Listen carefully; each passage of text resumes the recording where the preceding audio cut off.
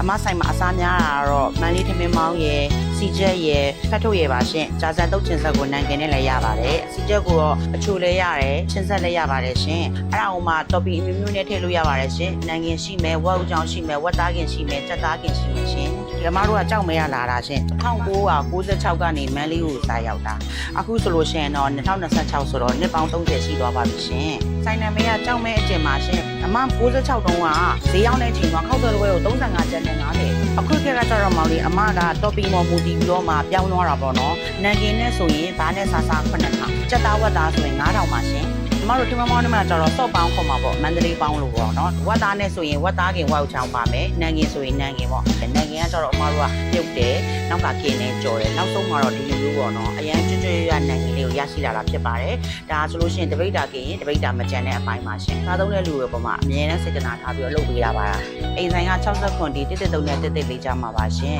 အိုးရှင်းဆိုင်ကတော့စင်နကောင်တောင်ဘက်ထိတ်ဆုံးမှာပါရှင်အမှုယူပါကွန်ရိုနဲ့ညနေချင်းဆိုင်ပါရှင်အကျဉ်ဆိုပြီးတော့စတိကလေးကနေဒီနေ့ဒီချိန်ကြီးအားပေးခဲ့တဲ့9ရက်သားသမီးအပေါင်းလည်းအကျဉ်ကျေးဇူးအများကြီးတင်ပါတယ်ရှင်